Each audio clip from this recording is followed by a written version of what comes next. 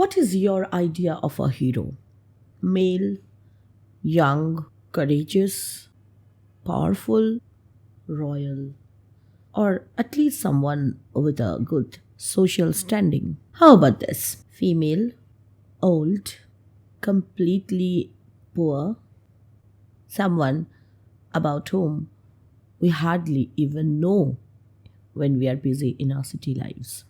In this video, we are going to look into one of the most popular one-act plays in which John Millington Synge he presents a very special kind of heroism, a very special kind of struggle, and yet something which we are so very acquainted with, because this play is not about conquests and ambition and things which Greek plays are made of, but this is something that life is made of. So don't skip any part of this video where we are going to look at this memorable play.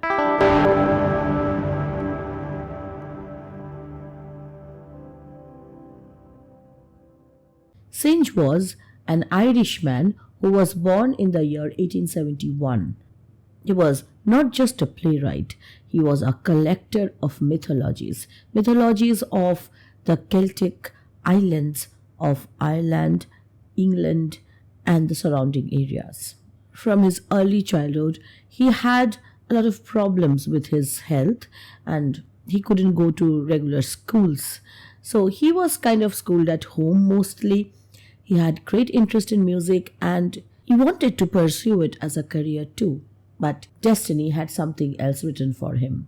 His friendship with William Butler Yeats, Lady Gregory, this led to a completely different chapter in his life. He co-founded the Abbey Theatre and he started to actively become a key member in the Irish dramatic movement. Synge and playwrights like Sean O'Casey, they started to experiment with the forms of Greek tragedy, incorporating in them something very unique. In case of Synge, it was the mythologies of peasants and poor people. Sadly, he was also suffering from Hodgkin's disease and he couldn't survive beyond the 37th year of his life. He was so committed that when Yeats heard that he was about to write about these islanders, he said that you go and stay with these people in the Aran Islands. And he actually did that. And he could detect the possibility of something like Greek tragedies in these humble lives of the peasants in the Aran Islands. His most famous work was The Playboy of the Western World, and when it was performed, there were riots. People were so angry and agitated and troubled by the things he was expressing there.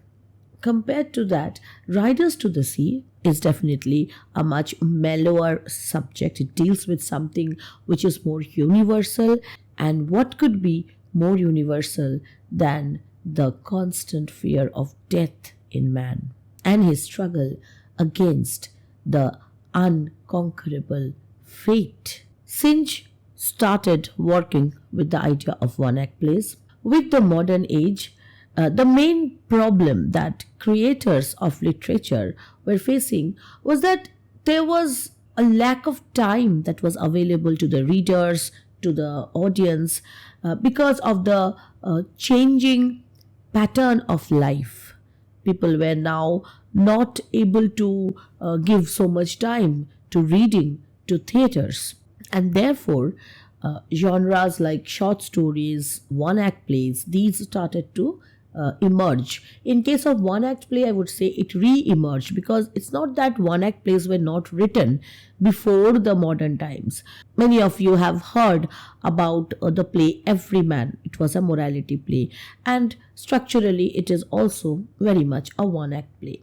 The interludes, they also used to be of this kind of length. But it was during the modern age that the idea of one-act play as a genre, it developed and it was popularized by creators like James Synge. As the name suggests, it's one act in front of you, and it's going against the convention of the Greek concept of 5 acts, which Shakespeare followed, which Marlowe followed. So therefore, there was a kind of change that was expected in these kinds of plays. If it is a one-act play, you can't expect a lot of characters. You can't expect a complicated plot. You can't expect blending of plot and subplot. And the idea of unity of time, place, and action, that became the key criteria for this kind of plays. Synge took the idea of one-act play to a different level altogether, because he was not just limiting the number of characters or the spatio-temporal expanse of his story. He chose to write about the lives of the poorest of the poor. And in this, he was trying to philosophically connect to Wordsworth's idea that true poetry comes out of the lives of the peasants. And that's why, although his plays are written in prose, they share many characteristics with those of poetic drama. Riders to the Sea is basically the story of Moria and how she deals with deaths of her family members, her husband, her 6 sons over the course of her life. And we are given the story, or this play is about just a few minutes or not even an hour of her life when she reaches that final moment when that last son succumbs to death. We will read through the play and I will focus on all important parts, although we need to skip a bit, and whichever parts I'll skip, I will summarize shortly. So by the end of this video, you will have a thorough knowledge of the text, of the symbols that are used, and the kind of poetry which Synge incorporated within his prose. Alright, so let's begin the text without much ado. The first thing that is important in this play is the setting. You see, when an audience, they go to watch any kind of theatre and the curtain goes off, they understand instinctively that this is going to be about a certain section of society. And usually the audience, they are used to see courtrooms of kings or any setting inside the rooms of some high class people. So the audience of Riders to the Sea, they were kind of really surprised when they saw that instead of any lavish set, they were looking at a cottage kitchen of a very poor family of fishermen. And how is that understood? The description goes like this: an island of the west of Ireland, that is Aran Islands, cottage kitchen with nets, oilskins, spinning wheel, some new boards standing by the wall, etc. So this entire setting suddenly transports the urban audience to a very remote village in an island, and they could see these objects which are usually always present in a fisherman's cottage. And when the play begins, they see that there's a woman, a girl about 20, who is kneading a cake, and then she puts it down, wipes her hands, begins to spin at the spinning wheel. Now, in the course of this play, these objects, they will acquire symbolic significance. So, while reading the text, I will try to focus on these symbolic aspects as well. So, first thing that we should notice is the spinning wheel, and conventionally the spinning wheel is associated with the Sisters of Fate, who constantly spin on the wheel and determine the fortunes of men. So, this presence of a spinning wheel is kind of an indicator that this story is going to be about destiny and the ways in which human beings struggle against it. So we see Kathleen, she is spinning the wheel, and Nora, she appears. Nora is her sister, who is obviously younger, and Nora is talking in whispers, in a low voice. Where is she? So Nora is asking about somebody to Kathleen. She is lying down, God help her, and maybe sleeping if she is able. You would notice that the way in which these sentences are constructed, they are not exactly following the syntax of spoken English as we know it. There is a rhythm in it, and there is a kind of native flavor to it. I wouldn't call it ungrammatic or grammatically wrong, because this is all about dialect. English language, when it is used by different kinds of people around different zones, then they change the way the syntax is actually used. And this change is very evident in this case. Nora and Kathleen are talking about their mother, that she is lying down resting. Nora has brought a bundle along with her, a bundle, something which she is hiding, and she doesn't want her mother to know about it. That's why she is inquiring. Kathleen still spinning the wheel, and then she asks, "What is it you have?" "The young priest is after bringing them. It's a shirt and a plain stocking where got off a drowned man in Donegal." So that bundle contains set of clothing that was recovered from a drowned man in Donegal. What is the bundle doing with Nora? The young priest gave that bundle of clothes to Nora so that she could identify if those clothes belonged to their lost brother, who was out on the sea and has not returned for 9 long days. Kathleen questions that Donegal is a far-off place. I don't think it's going to be MPhil then, because he couldn't have gone off that far. And answering to Kathleen's question, Nora says that the young priest says he is known the like of it. "If it is MPhil's they are," says he, "you can tell herself." Herself is Moria. The young priest has said that these things happen in the sea. When somebody drowns, the body may float off to a very distant place. So you go and identify if these clothes belong to your brother, and if you see that they are MPhil's, then you go and inform your mother. And you should inform her that he's got a clean burial by the grace of God, and if they are not his. So why does the young priest say this? That to these islanders, death is not something which is uncommon. They know, they are prepared for death. What they want is that after death they should get a proper burial. They should have a deep grave. So the priest tries to console them by saying that, "Tell your mother that if these clothes belong to MPhil's, then that dead body was ritualistically buried with respect, and she should not feel that MPhil's soul is not in rest." All right. If those clothes are not MPhil's, then what Nora should do? "And if they are not his, let no one say a word about them, for she'll be getting her death." If they are not MPhil's clothes, then they should not inform their mother that we were asked to identify a certain set of clothes, because that would make her more anxious. So this is very strange, that confirmation of death is even better than not knowing if the son is dead or not. There is a gust of wind which opens the door, which shows that it's a stormy day.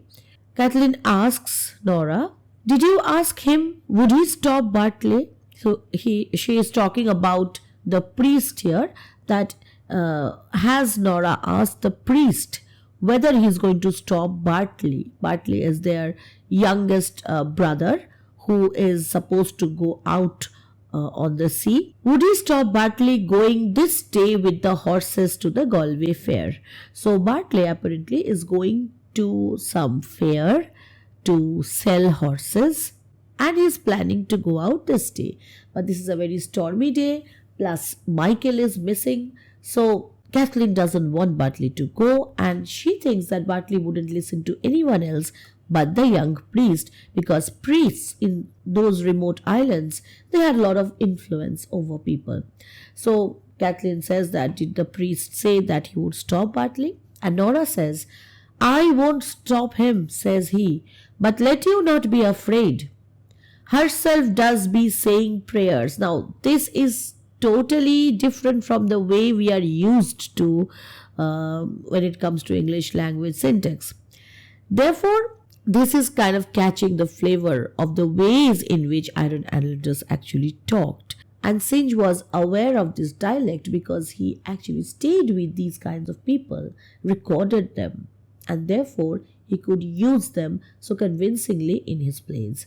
So Nora is saying that the priest said, I won't stop him, but you shouldn't be afraid. Why shouldn't they be afraid?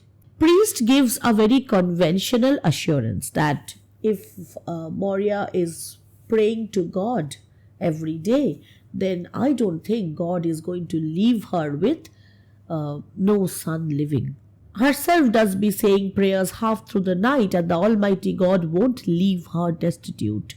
Destitute means somebody who doesn't have anybody to take care of her, completely poor, completely neglected, with no son living. And then Kathleen asks about the situation outside, the weather outside, and Nora says it's not a good weather today. And then they talk about the bundle of clothes, if they should open it now or not. Kathleen feels that her mother might wake up soon and she might appear in the room, and in that case she would ask a lot of questions and start having anxiety attacks because they are not sure yet whether those clothes belong to MPhil's or not. So what do they do instead? Kathleen decides to hide that bundle of clothes, and she hides them in the turf loft. Loft is an elevated rack, all right, and this loft specifically was supposed to store firewood for the oven, for the fireplace. And interestingly, Kathleen, she is hiding the clothes of a dead man, MPhil's or not, we don't know yet, but clothes of a dead man with firewood which is used for sustenance. So this is Riders to the Sea's main flavor. Death and life, they are coexisting together with each other, because that is the most important reality, isn't it? The sea is supposed to be a provider, because these fishermen, they earn their livelihood from the sea. And at the same time, this sea is the cause of anxiety. This sea is the harbinger of death, of destruction. So the coexistence of life and death, of hope and despair, this is the flavor of the lives of Aran Islanders. Kathleen keeps the bundle in the turf loft, and right then Moria enters the stage. Moria is curious, why is Kathleen climbing up a ladder and bringing down the firewood, because she thought that they already had firewood taken down for the whole day. Isn't it turf enough you have for this day and evening? There's a cake baking at the fire for a short space, and Bartley will want it when the tide turns if he goes to Connemara. So Bartley, who is supposed to go to Connemara, who has planned to start today, he would want to have some cake, or actually this is not real cake, it's a bread. He would want to take a piece of bread with him so that he doesn't starve on his way. Moria sits down on a stool near the fire, and she is blabbering out certain words, almost rhythmically.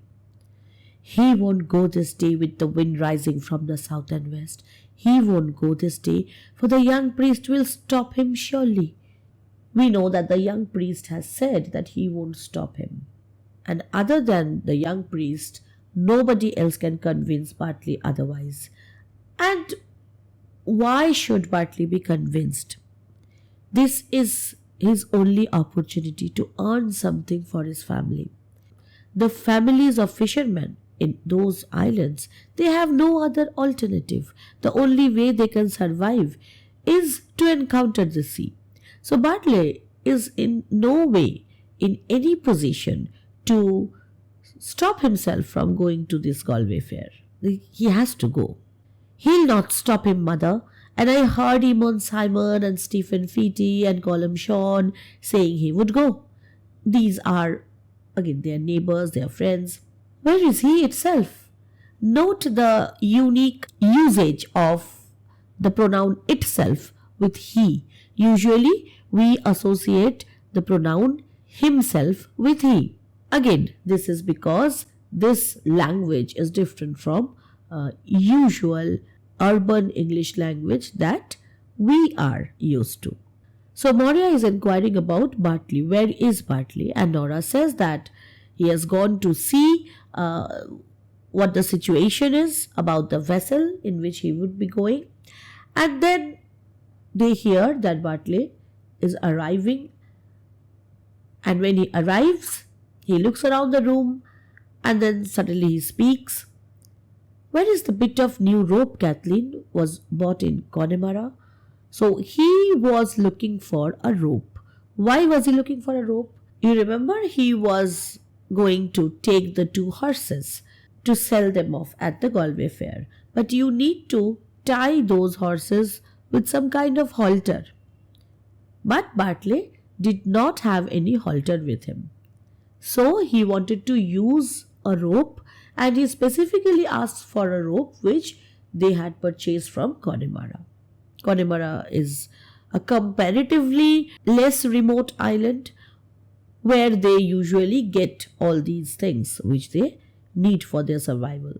What is interesting is Kathleen's reply when Bartley inquires about the rope. Give it to him, Nora. It's on a nail by the whiteboards. I hung it up this morning for the pig with the black feet was eating it. The nail by the whiteboards. Now, what are these whiteboards stored for? These whiteboards are wooden planks. They are stored so that if somebody dies in the family, then coffins could be made out of them. Now, who does that?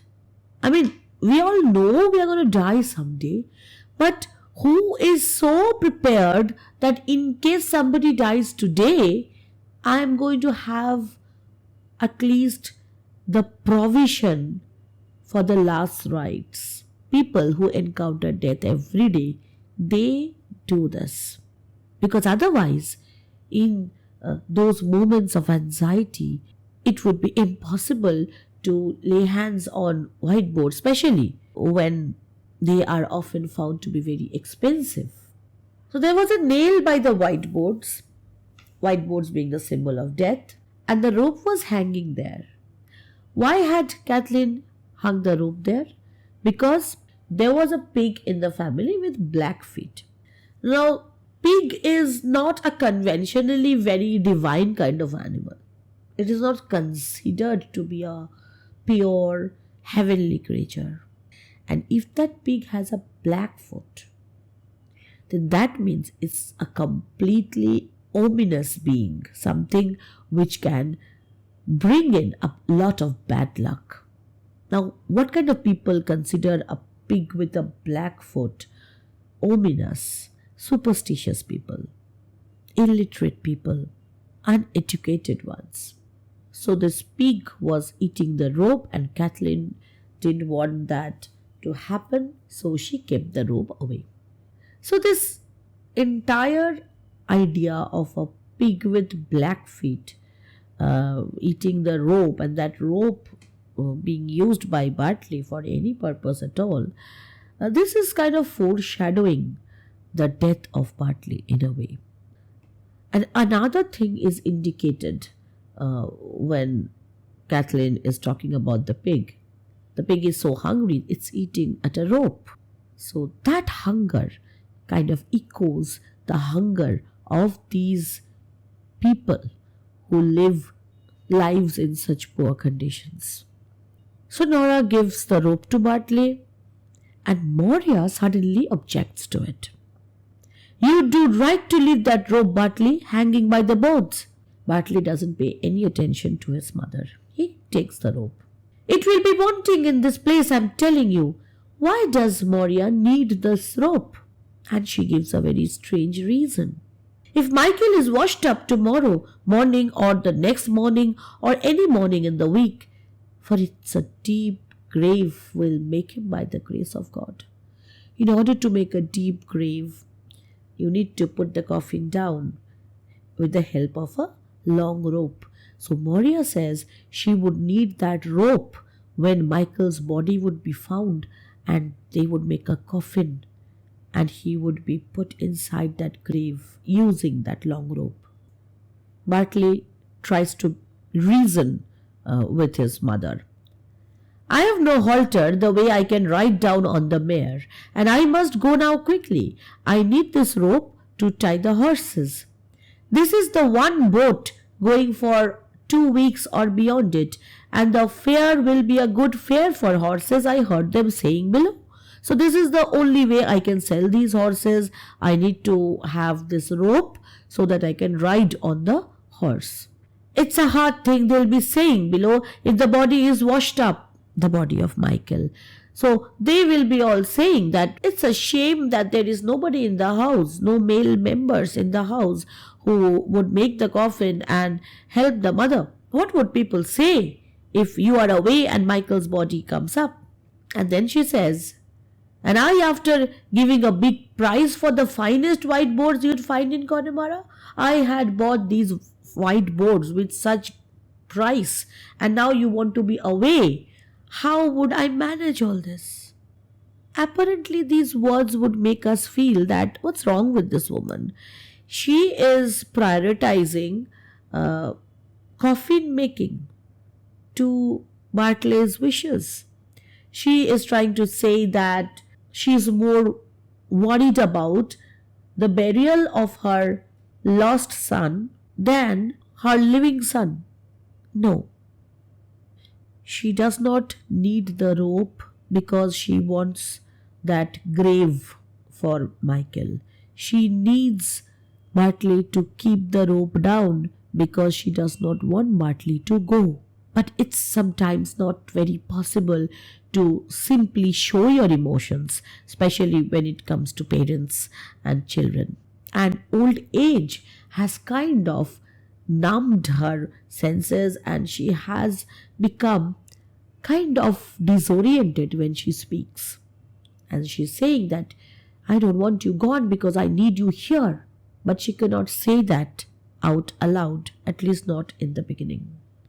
When Bartley says that we are looking for him for 9 days and he was not recovered, his body was not found. So obviously that body has floated far away and it won't be found anymore.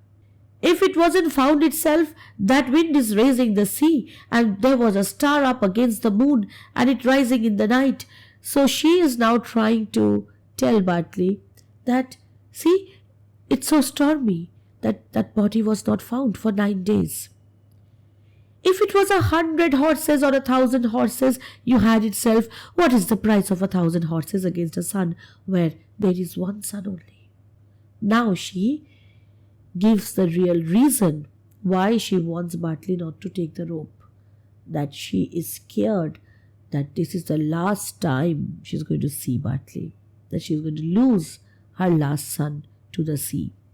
Bartley completely ignores what his mother is saying, and he instructs his sister about what she should do while he is away.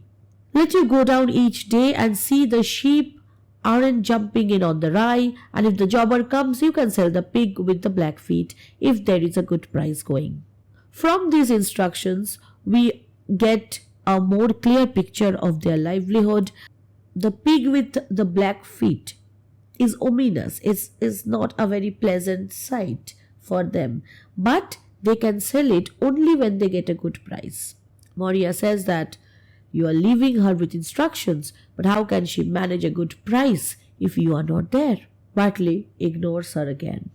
And in this next line, he's actually talking as if they all already know that MPhil is dead. Its hard set will be from this day with no one in it but one man to work. He knows that it's his responsibility now because all his elder brothers are gone. Its hard set will be surely the day you are drawn with the rest. What way will I live and the girls with me and I, an old woman looking for the grave? Moria is not talking just about the present, when Bartley is the only male member in the family. She's talking about the future, the very near future, which she knows. How does she know this? That Bartley will also be gone? Because she has what these priests, these learned people, they do not have. She has the instinct of a mother, the wisdom of nature.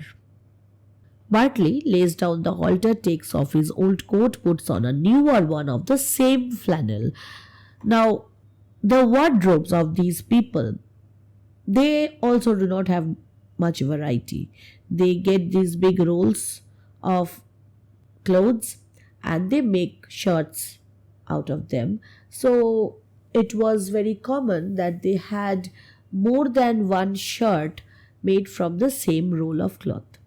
So Bartley, he opens his coat, whichever he was wearing, and he puts on a newer one, which also looked identical because they were made from the same roll of cloth. This will be very important later. He inquires to Nora if the boat was arriving and then decides to go off. He says that he would be back in 2 days, 3 days, or maybe 4 days. Moria is talking to herself again. Isn't it a hard and cruel? Man won't hear a word from an old woman and she holding him from the sea. Moria is trying to hold Bartley away from the sea to protect him. And just before saying this, she is putting her shawl over her head, as if in a gesture of hiding. She's trying to hide from what? From the next blow of fate, which she is absolutely sure she is going to face. Kathleen, a realistic person, she knows about life, she knows about reality. She tries to tell her mother that there's no point trying to stop people from doing the only thing that they are capable of doing. It's the life of a young man to be going on the sea. That is our reality. And who would listen to an old woman with one thing and she saying it over? You are going on saying that don't go to the sea, don't go to the sea. How would we survive if Bartley doesn't go to the sea? Bartley, before leaving, he greets them with the blessings of God. And instead of blessing him back, Moria cries out, "He's gone now. God spare us, and we'll not see him again. He's gone now, and when the black night is falling, I'll have no son left me in the world." A son is leaving, and it's a stormy sea out there. And instead of blessing him, she is voicing out her anxiety that I know he's not going to come back. Even in our families, where we think we are very educated, we are very logical people, not superstitious at all, even in families like ours, if something like this would happen, won't you feel a little odd? If you're going out for your exams and your mother suddenly blurts out, "I know he's going to fail." That doesn't happen. Even if your mother knows that you won't do well, she would bless you. That's how mothers are supposed to be, right? What kind of a mother doesn't do this? Well, a mother who has seen the death of 5 sons or 4 sons up to now, and now she is so very sure that the 5th son has also died. Kathleen is not very happy with her mother. "Why wouldn't you give him your blessing?" And he looking round in the door, "Isn't it sorrow enough is on everyone in this house without your sending him out with an unlucky word behind him and a hard word in his ear? What kind of a mother are you? We are already in such a dire situation. We have so much sorrow in this house. And you are sending me out with a bad word. Is it the right thing to do?" Moria doesn't reply. She simply rakes the fire aimlessly, and then Nora is saying that, why are you disturbing the fire in the oven? We are making a cake there. And then Kathleen remembers that we are making a cake for Bartley, and Bartley is gone. So he hasn't taken his bread with him. So she instructs her mother to take that bit of bread. She cuts a piece and give it to Bartley, because Bartley would be crossing a place called a spring well, where Moria can go and give him her blessings, and that negativity would go off. Alright? So Kathleen offers a solution. When Moria wants to go out with the bread, she feels that she is not very strong to walk on her own. It's hard set I am to walk. Kathleen instructs her sister, give her the stick, Nora, or maybe she'll slip on the big stones. What stick? The stick Michael brought from Connemara? So Michael, the son who is now lost, he had earlier brought a stick from Connemara. And Kathleen wants Nora to give that stick to Moria. And Moria is being very philosophical here. In the big world, the old people do be leaving things after them for their sons and children. So in the real world, outside, in the big world, because there's a big world outside Aran Islands, there people die and their children, they use the things that belong to their parents. That is the usual pattern. But in Aran Islands, it is the young people who die because they go out to the sea. And the old people, they are left with things that belong to the young ones. So that's the irony of Aran Islands. But in this place, it is the young men do be leaving things behind for them that do be old. So Moria goes out slowly. Nora goes over to the ladder and they bring down the bundle. Now the first thing that Kathleen notices about the bundle is a black knot. The rope that was used to tie the bundle, that had turned black, and when this happens, it becomes almost impossible to open it without cutting it. So Kathleen uses a knife to cut through that knot, and then they begin to examine the clothes. First, Kathleen is very unsure. She says in a low voice, "The Lord spare us, Nora. Isn't it a queer, hard thing to say? If it's his, they are surely." And then Nora decides to see whether the flannel of the recovered shirt matches with the flannel or the cloth of the shirts that they have in their house. Okay, so she wants to go and get that shirt off the hook, the way we can put the one flannel on the other. And she cannot find that shirt. Why? Because a few moments back, their brother had worn that shirt and gone off. So this is also very ominous, because if this shirt belongs to Michael at all, Michael was wearing a kind of shirt whose twin shirt is now worn by Bartley, who is out on the sea or about to be out on the sea. So obviously, if Bartley's shirt is sharing the flannel with Michael's shirt, then Bartley would also be sharing his fate with Michael's fate. Again, this is no scientific logic here, but it's all poetic logic, right? Anyway, Kathleen recovers a little bit of a sleeve of the same stuff. They try to match it. They see that they match. And then Kathleen wants to still argue whether this confirms identification or not, and says that this kind of cloth is available and anybody can make a shirt. So how can we be sure that they belong to Michael? And then Nora makes the real identification using the stockings.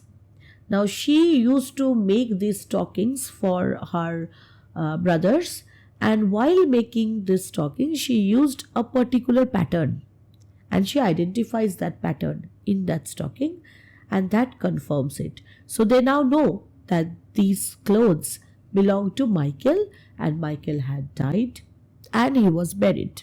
After identification, they hear their mother returning. The young priest had instructed that if these clothes were identified as belonging to MPhil, then they should inform their mother. But they decide against it because now that Bartley was about to embark on a journey and MPhil had already been buried, there was no point in informing Moria as yet. So they would wait for Bartley's return before informing Moria that MPhil was dead. Right? So they decide to hide the bundle again. When Moria re-enters the stage or this cottage kitchen, she comes in very slowly. She doesn't look at anybody and goes over to her stool at the other side of the fire. The bread was still in her hand, so she has not been able to give the bread to Bartley. Kathleen says, "You didn't give him his bit of bread?" Moria doesn't reply. She begins to keen softly. Now, keen is a very specific term which is associated with lamenting after death in somebody who belongs to your family. So, after death, when someone laments by weeping, it's called keening. It's more like a ritual than an actual emotional outburst. Okay? So, Moria is keening as if somebody has died. "Did you see him riding down? So, did you see Bartley when you went out to give him the bread?" Moria doesn't reply. "God forgive you, isn't it a better thing to raise your voice and tell what you've seen than to be making lamentation for a thing that is done?" Kathleen feels that Moria is upset because she couldn't stop her son. And she says that, "Why are you weeping like this? He's gone, so that's it. You have to face it. Did you see Bartley? I'm saying to you, my heart's broken from this day. Did you see Bartley?" "I seen the fearfulest thing." Now, Kathleen notices through her window that Bartley was riding on the horse. And she says, "He's riding the mare now over the green head and the grey pony behind him." So they see that Bartley was riding on this red mare and there was a grey pony behind him, because he was taking the two of them to sell them at Galway Fair. Moria is suddenly starting. When she heard the word grey pony, she suddenly startled and says, "The grey pony behind him," as if something is wrong with that grey pony. But Kathleen only notices a grey pony. She doesn't notice anything unusual. "What is it ails you at all? What's your problem?" "I've seen the fearfulest thing any person has seen since the day Bride Dara seen the dead man with the child in his arms." This reference has baffled critics over this entire century. Who is Bride Dara? What's about this vision of Bride Dara? Now, before going into who Bride Dara is, let me just talk about this vision. Dead man with the child in his arms. So Bride Dara, whoever that is, saw a vision where a dead man was carrying a child who was alive. Coexistence of life and death. But this whole idea is so eerie, so uncomfortable, isn't it? And Bride Dara, who is Bride Dara? Now, because Moria is using this word, we'll have to understand she might be referring to either the Celtic goddess Bridget or Saint Bridget of Ireland. Either of them.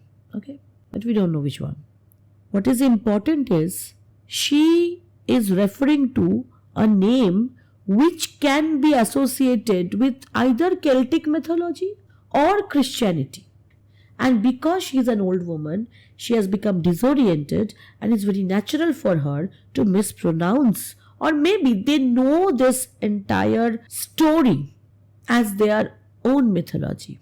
It's sometimes said that Synge heard these stories from Aran Islanders, stories about a dead woman returning from death and suckling her living child. So all these stories are blended inside the mind of Moria, who is losing her mind as it seems right now, and she uses this name Bride Dara that has confused us so much, hasn't it? The point is, she has seen a very fearful thing, something which is as fearful as the sight that bride Dara saw when she saw that a dead man was carrying a living child. Both Kathleen and Nora, they focus on their mother now. Tell us what you've seen. I went down to the spring well and I stood there saying a prayer to myself. So she's now narrating what had happened. She had been to the spring well, waiting for Bartley, saying a prayer to herself. Then Bartley came along and he riding on the red mare with the grey pony behind him. The Son of God, spare us, Nora. And she hides her eyes. This gesture is showing that she doesn't want to see again whatever she saw. What is it that she saw? I seen MPhil himself. But we know that MPhil is dead. And Kathleen wants to assure her, and she forgets that she had planned to keep this information away. She wants to assure her so much that she gives her this information that no, you haven't seen MPhil. MPhil is dead. And he's got a clean burial by the grace of God. And when somebody gets a clean burial, their spirits do not return to scare us. So you didn't see MPhil, you didn't see MPhil's ghost. I'm after seeing him this day, and he riding and galloping. Bartley came first on the red mare, and I tried to say God speed you, but something choked the words in my throat. This happens every time somebody who has a problem in their minds, and they want to pray, they can't pray. Macbeth, Amen, stuck in his throat.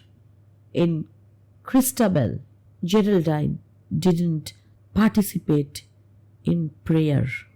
So whatever is evil, whatever is ungodly, is indicated by a human being's inability to pray. Moria could not say the words, God speed you. He went by quickly, and the blessing of God on you, says he, and I could say nothing. I looked up then, and I crying at the grey pony, and there was MPhil upon it, with fine clothes on him and new shoes on his feet. It's a common belief that when you go to heaven or in your afterlife, you get to wear new shoes and clothes, and if you are a poor person, that's the idea of heaven, isn't it? Where there are new shoes and new clothes. So apparently Moria has seen the spirit of MPhil, and from that vision it's confirmed in her mind that MPhil is dead. But what is more scary is that MPhil is chasing Bartley. Kathleen, who has been so realistic so far, begins to keen herself and says, it's destroyed we are from this day, it's destroyed surely.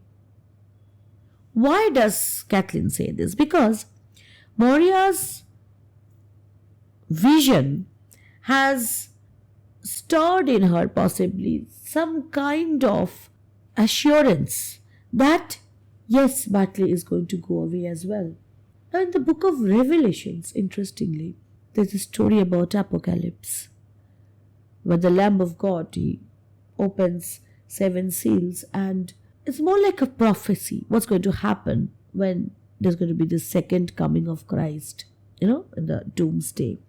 And the Lamb of God opens 7 seals. In the first seal, there's a white horse. And its rider had a bow, and a crown was given to him. And he came out conquering and to conquer. So the white horse, some people say it's Antichrist. Some people say it's Jesus' second coming. So that will be a conqueror who has come to conquer the world and destroy all the sinners in a way. And in the second seal, what happens? A bright red colored horse comes out. So this red colored horse, maybe it has some connection with the red mare that Bartley was riding. These associations are all symbolic ones. It's not that they are literally connected. But in Maurya's subconscious, or you can say in this sphere of religious symbolism, you can associate the red horse of Revelations to the horse that Bartley was riding. And what about this red horse? Its rider was permitted to take peace from the earth. Bartley was taking away peace from Maurya's mind. Just in the same way, The bright red horse rider, he was supposed to take peace from the earth so that people should slay one another. So it's a symbol of war. Black horse, the third seal. In the third seal, we have this black horse, and the rider had a pair of scales in his hand as if it's judgment day. So then we have a pale horse. This is corresponding to the grey pony.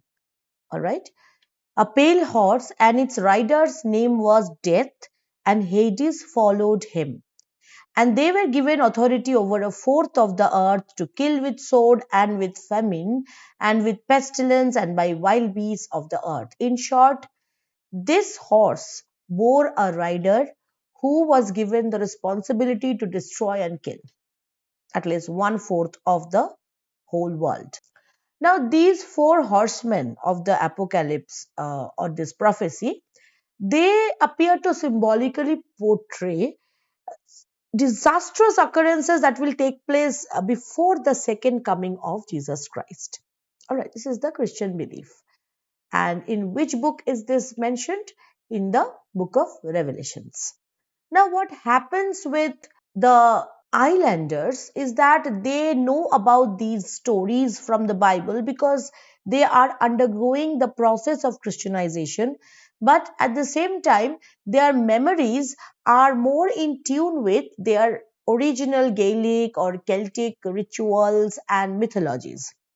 Therefore, in Maurya's vision, we see a truncated representation of the apocalypse. All right, where she is first seeing the red mare, which is not a vision. She actually saw the red horse and Bartley on it, but behind it, she did not see any black horse. She directly saw the pale horse, or in this case, the grey pony.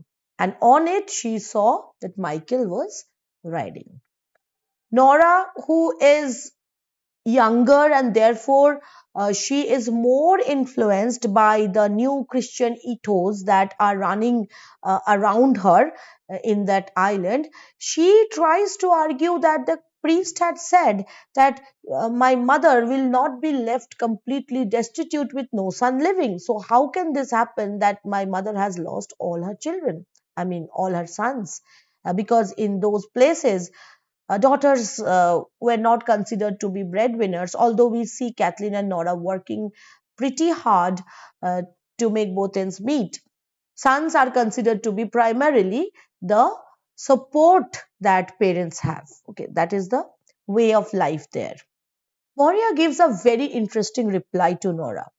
It's little the like of him knows of the sea. So she knows that the priest is full of knowledge about Christianity, about theories of God and everything, but he has no practical life experience. And in Aran Islands, what matters is your life experience because you have to encounter actual physical dangers every day.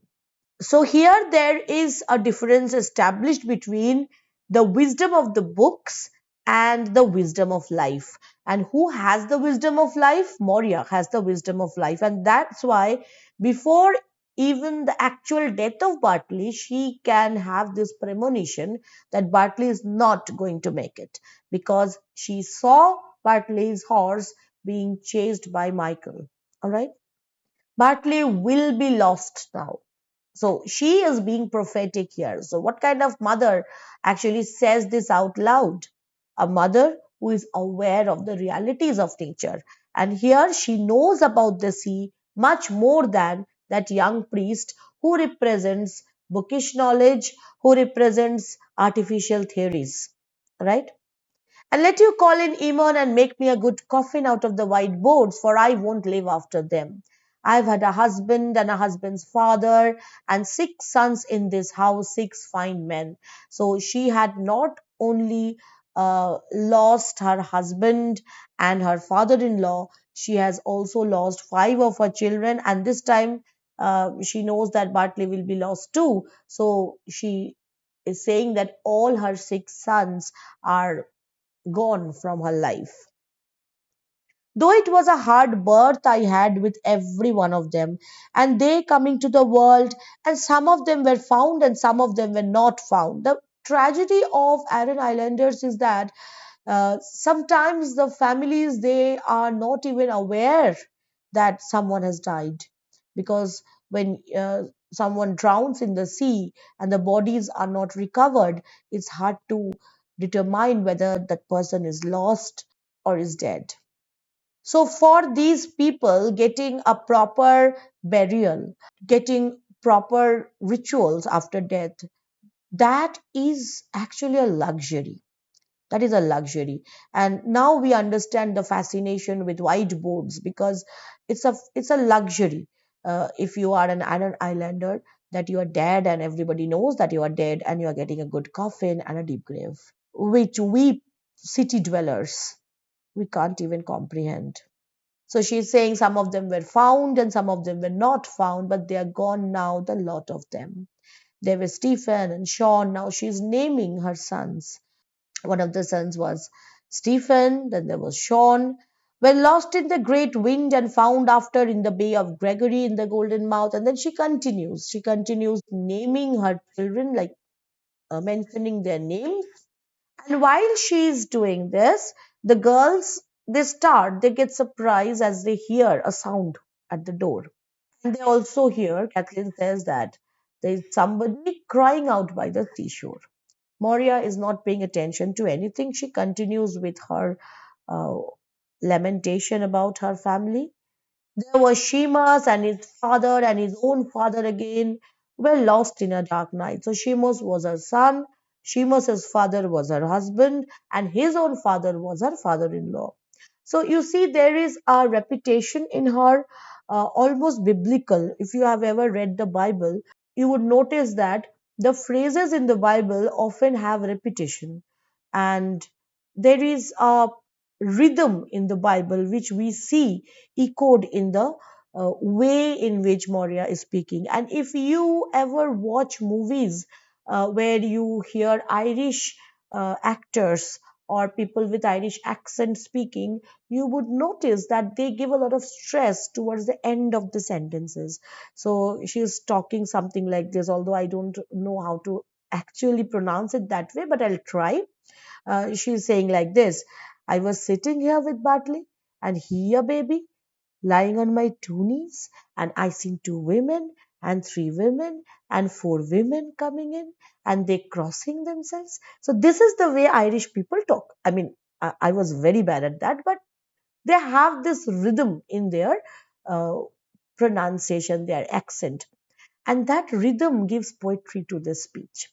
In these monologues, in these longer speeches, we get to understand the rhythm of Synge's writing, and we understand why this play is also a poetic drama, although it is not shaped like poetry. And then she says that whenever her children died or any of her family members died, then women of neighborhood, they used to come and they used to sit together and lament together. And while she is saying this, something strange begins to happen.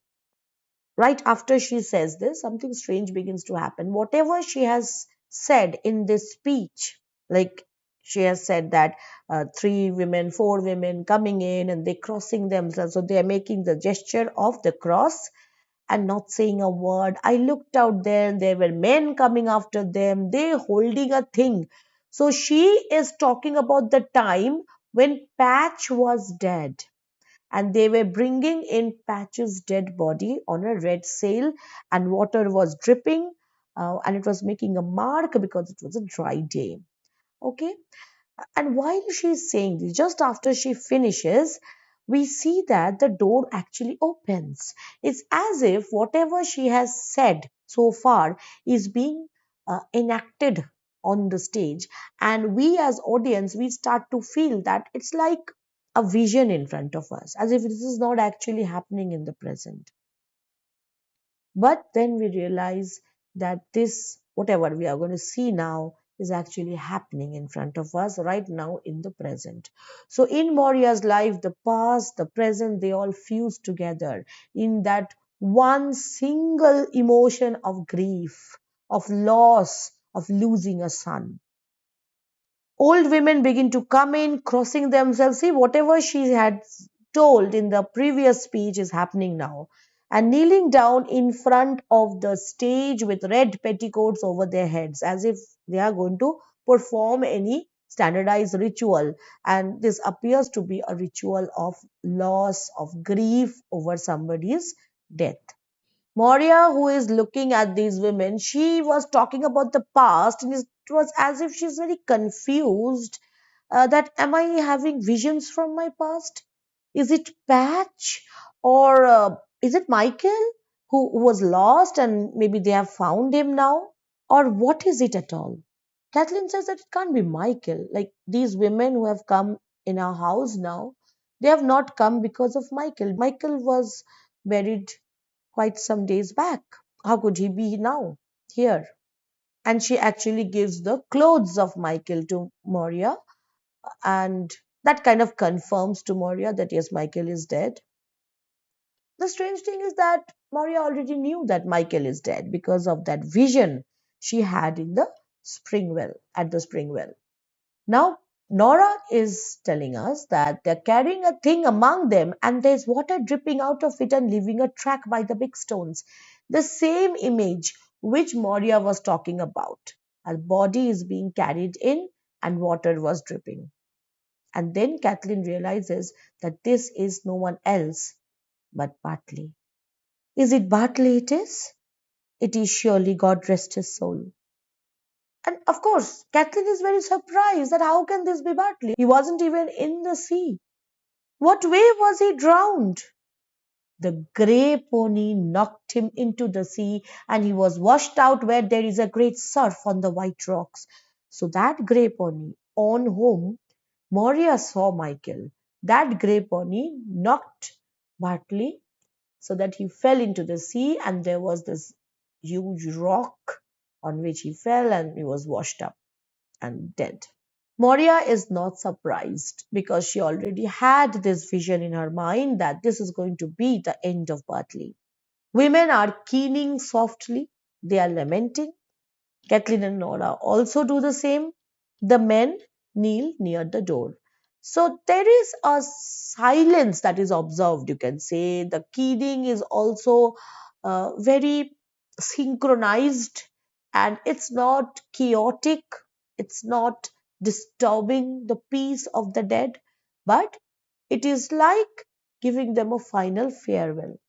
Moria is extremely calm, surprisingly so, and she says, they are all gone now, and there isn't anything more the sea can do to me.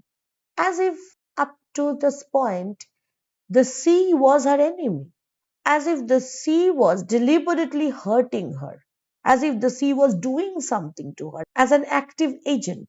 At this moment, when she has already lost all her sons and no one else is going to go out to the sea cannot do her any more harm.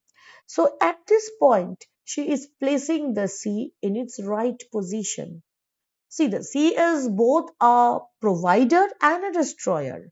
And in providing and destroying, the sea has nothing personal about it. So, this considering the sea as a personal enemy, as an antagonist, that was Maurya's, you can say, error of judgment. If it is a tragedy and Moria is the hero, where is her error of judgment? The judgment that, or the consideration that the sea is being vindictive, the sea is trying to hurt her, that feeling is her error. And what is her anagnosis? Her anagnosis or recognition comes at the moment when she sees the vision at the spring well. That is also the climax of this play. And her anagnosis leads her to this conclusion, which has a cathartic effect on the audience, that human beings are definitely going to die someday, all of us. That is her realization. And this journey is the tragic journey that we are seeing. This journey from chaos to submission, from resistance to surrender. Surrender, but it's a heroic surrender. It's not like you're giving up. It's not the nadir of despair. It's like she is elevating to a situation where she can see things from a different perspective. That the sea can't do anything to me anymore. I'll have no call now to be up crying and praying when the wind breaks from the south and you can hear the surface in the east. So I won't be getting up in the dead of the night because I won't be anxious about my children anymore. I'll have no call now to be going down and getting holy water in the dark nights after Samhain. And I won't care what way the sea is when the other women will be keening. So Samhain is the Irish language name for the month of November, and it is usually observed on 1st November, and it marks the end of the harvest season and beginning of winter or darker half of the year. Now, many things are observed during Samhain. Animals are sacrificed, then bonfires are lit, people set up tables at dinner for uh, those members of the families who are dead. It is believed that they would revisit them and provide a kind of communion. Now, in the ninth century, the Catholic Church endorsed the 1st of November as the all Saints' Day, and the 2nd November became All Souls' Day, which is kind of synchronized into what we know today as the Halloween. And Halloween is also having the same kind of ethos as Samhain because both are about departed souls. Okay, so Samhain is marking the beginning of darker season, and Moria used to collect holy water from the church earlier. Why? Because she needed to have the stock of holy water with her in case any of the dead bodies of her sons was recovered. Now that all of them are dead, she will not need holy water anymore, and she is relieved about it. So imagine how she must have felt when earlier she had to go and collect the holy water, thinking that I will need this water if my child is dead and comes back to me, like the dead body comes back to me. Compared to that life of restlessness, her present situation is one of calmness. It's like calm of mind, all passion spent, in words of Milton, at the spring well. Something choked in her throat, but now we will see eventually that she will be able to be blessed. And before that, something interesting is said by Kathleen when she speaks to the old man, requesting him to make the coffin for Bartley. And then she says, I have a new cake you can eat while you'll be walking. So look at the irony of situation here. The cake was first made for Bartley, and Moria could not give it to Bartley. And in Christianity, we often see there is a strong association made between bread and body of Christ. And it may be understood that Moria's inability to give Bartley that piece of bread is like a denial of a sacrament of something very pure. And this bread eventually goes to the coffin maker of Bartley.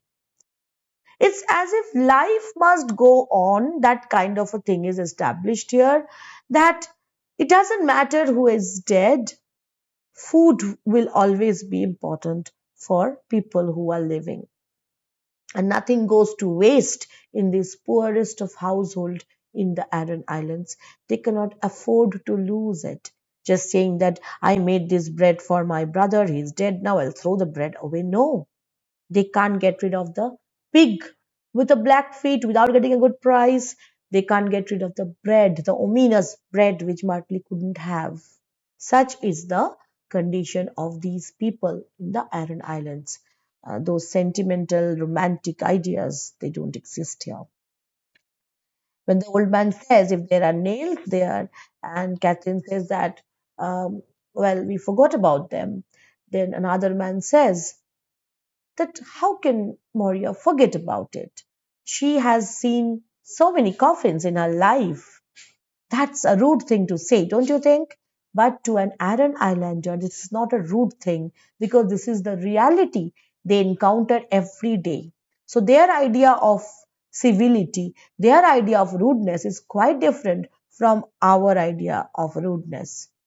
Moria is able to, as I was saying, bless everybody.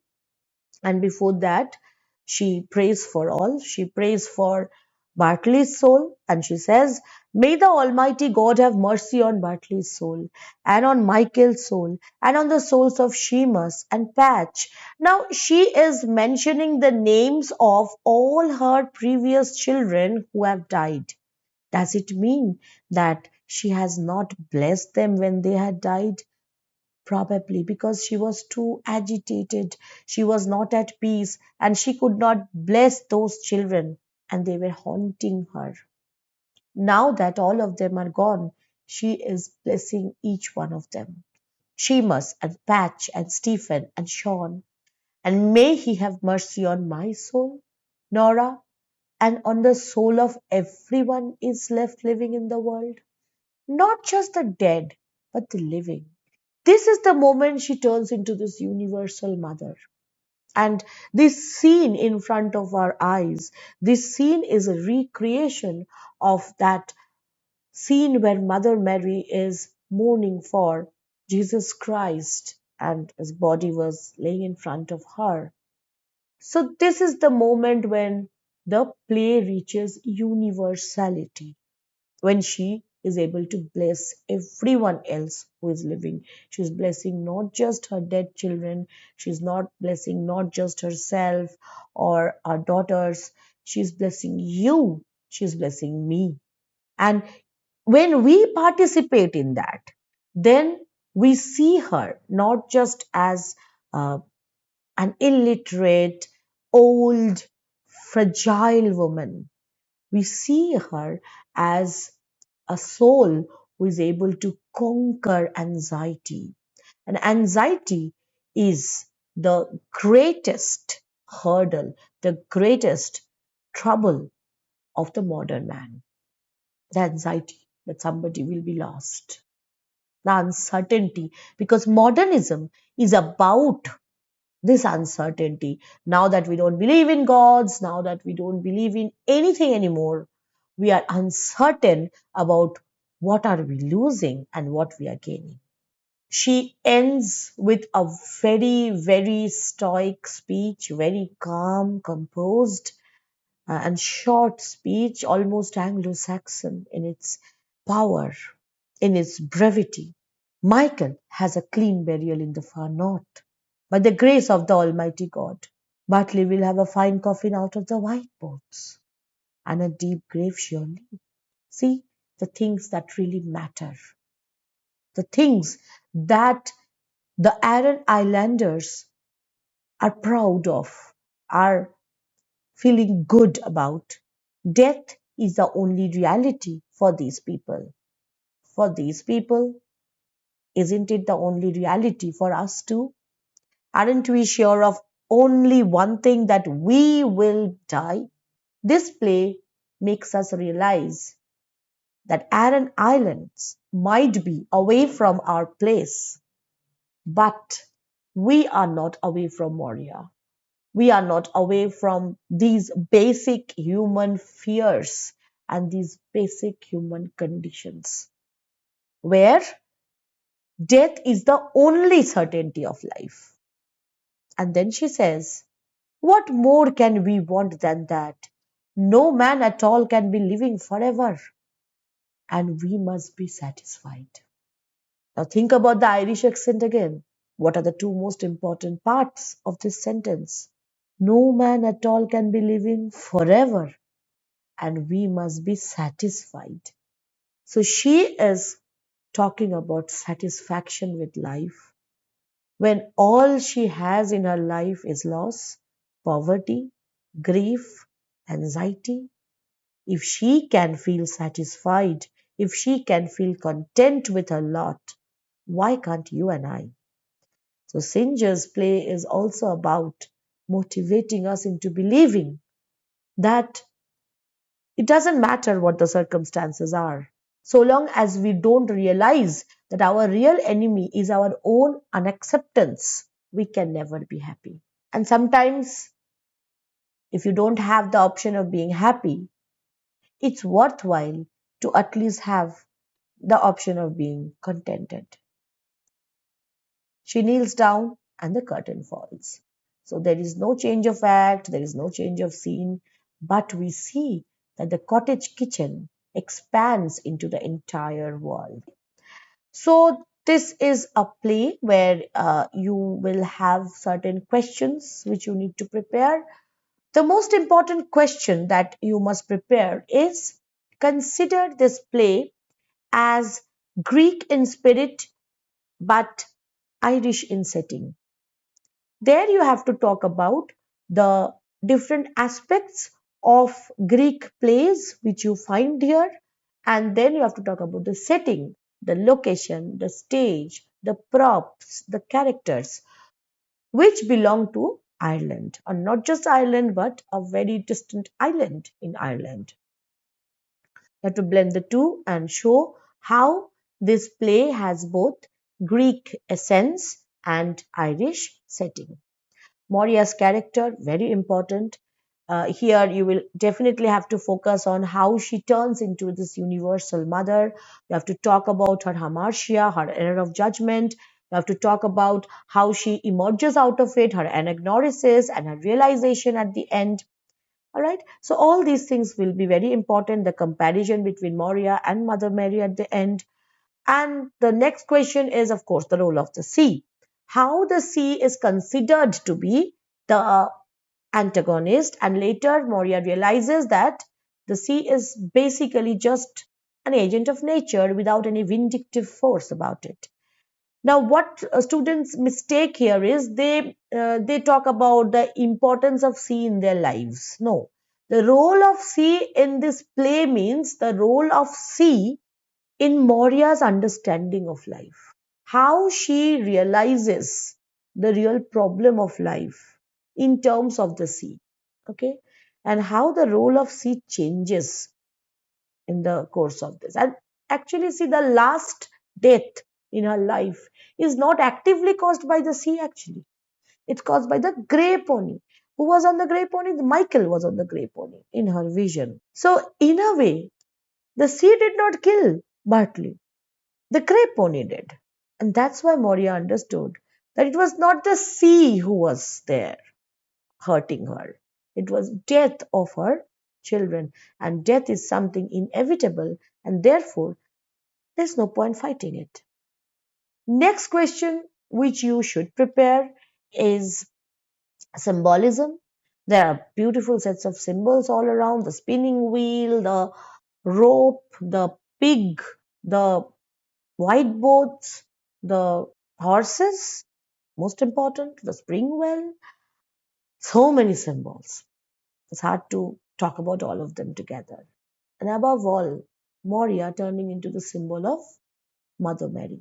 That is the final symbol. The cottage kitchen becoming a symbol of the entire universe. All right. So all these things must be discussed in your answer. Last but not the least, you should also prepare an answer on the language that Synge uses, the poetic elements, the uniqueness of meter, and the uniqueness of expression that he actually captures in this play. So, if you cover all these, I think you should be safe for your exams. Sometimes your paper setters might ask you to write about Kathleen and Nora, who are like choric characters, because they do not actively participate in the play so far as Maurya's understanding, her vision, her realization is concerned. But they provide enough backdrop to us, they give us this whole scenario, uh, and talk about important things that act as links, missing links in the storyline. So Kathleen and Nora, they provide a choric background or backdrop. With this, you can be quite safe in your exams. If you want any of these answers as articles, some of them are already available. We'll give the link in the description box. If you want others, you can request them in the comments below, and we will try to provide you with relevant materials or articles. I hope today's class was useful to you. It was a long one, but we completed the whole play, and I'm sure you are feeling much more confident about the text. So I'll see you all in my next video. Till then, stay happy, stay subscribed. This is Monami Mukherjee signing off. Bye bye.